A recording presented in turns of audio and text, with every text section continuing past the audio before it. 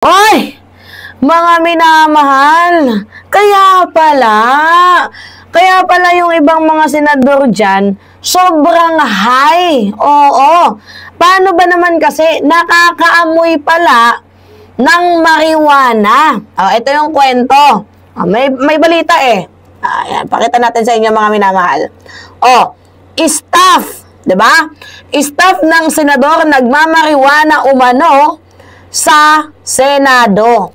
So, meron pong isang senador na merong staff. Oo, dinadala niya yung kanyang staff dyan sa loob ng Senado.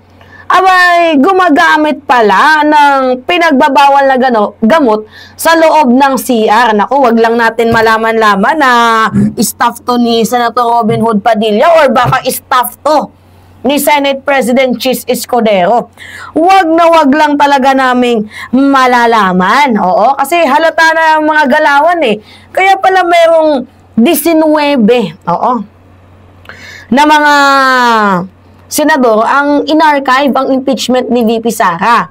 Siguro hindi yun dahil sa, 'di ba, sa kagustuhan din nila. Baka mga high during that time. Ano ba naman kasi, nangamoy ang marijuana sa loob ng Senado. Itong balita, hindi sa akin galing to ha. Panoodin natin mga minamahal.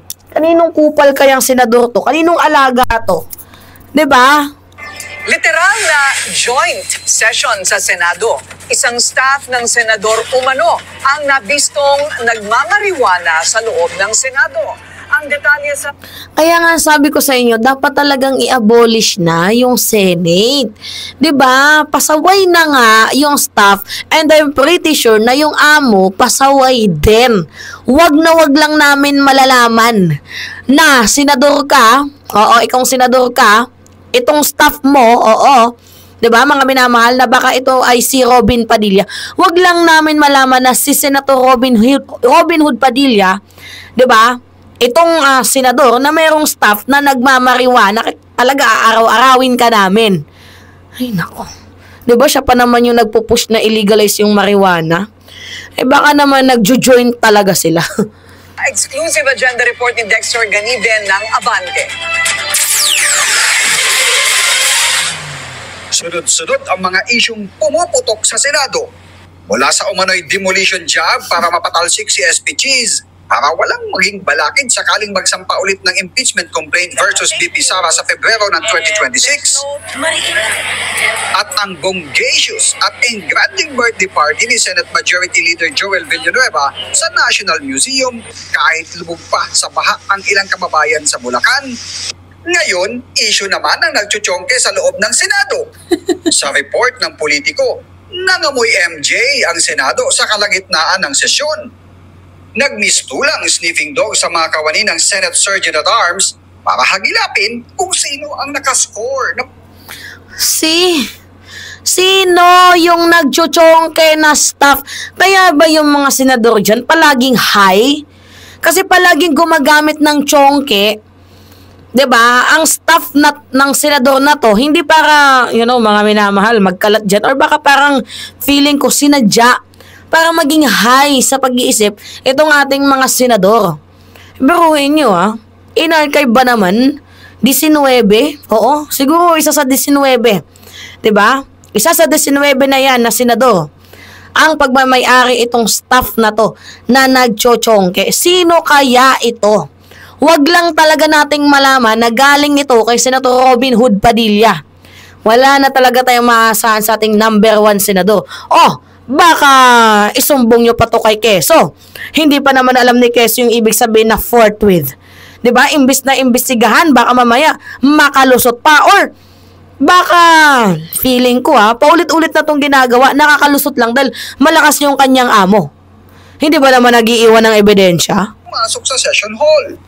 Natunto naman ang isang babaeng staff sa isang CR sa Senado na nangangamoy chongke. Pero wala ng mga ebidensya na maaring na-i-flash na raw agad niya sa inidoro bago pa siya matunton ng usaa. Ayon kay Senate Sergeant at Arms Major General Mawa Plasca, nag-iimbestiga na sila batay sa lumabas na artikulo ng politiko. Nabatid ng Bilyonaryo News Channel na pinatawag na rin sa USAA ang Chief of Staff ni Senator Robin Padilla para makuhanan ng statement matapos umanong manggaling sa kanila ang reklamo. Pero batay sa politiko, dati na rin nasangkot sa kaparehong issue ang babaeng staff na ito. Pero nakalusot siya sa pananagutan dahil sa matinding kapit niya sa kanyang boss na dati rin niyang katrabaho bago sila napasok sa Senado. Tiniyak naman ni General Aplasca na ang resulta ng isinasagawang investigasyon ay isusumiti nila kay SP Cheese. Para sa agenda, Dexter Ganibe. Sabi ko na nga ba, kay Quezon din yung hahantungan nito. Si Cheese Escudero din yung pagsusumbungan nila. Anak ng yawa, anak ng teting. Sa dami pwedeng pagsumbungan, si Cheese Escudero pa talaga yung napili ninyo. Hindi ba naman kayo mga baliw? Nagtatanong lamang po kung hindi ba naman kayo mga may something sa pag-isip, kay Quezon nyo pa itinanong yan. Diba mga minamahal, nakakaloka. So ang nagsumbong pala, staff ni Senator Robin Hood Padilla. Wow, naks. Naks dyan si Senator Robin Hood Padilla. Naks naman. Kakaibib itong si Senator Robin Hood Padilla. Aray ko. Siya mismo yung nagsumbong, tapos baka malaman natin, diba mga minamahal, baka malaman natin, na staff niya din pala yung gumagamit. 'Di ba? Wag naman sana. Pati ba naman sa Senado nakarating yung adik diyan? 'Di ba? Ay nako, inay ko po. Ewan ko na lang. Ano bang nangyayari sa ating bansa? Ano bang nangyayari sa ating inang bayan? Nakakaiyak man isipin, mga minamahal. Alright, sige. Natatawa ako. Nakakatawa naman kasi, isang staff ng Senado, di ba naman, binago nyo na nga yung rhythm ng lupang hinirang dyan sa, sa Senate.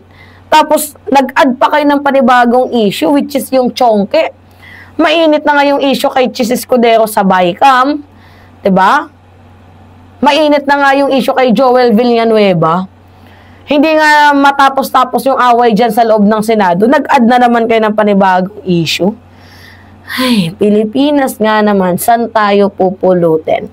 Alright, mga minamahal. Oy, by the way, maraming salamat sa inyo. Medyo ngayon na ako nagiging active ulit. After a months na hindi natin pagiging active dito sa YT. Abay, ngayon, nagiging active na muli tayo. So, humingi lang po ako sa inyo mga minamahal ng comments. Siyempre, huwag niyo kalilimutan yung comments, likes, and share. And also mga minamahal, don't forget to click the subscribe. Mahalaga yung subscribe button. And i-hit nyo always ang notification bell. Siyempre, para laging nag-notify ang video na ina-upload natin. Yun lamang po at ingat mga kababayan.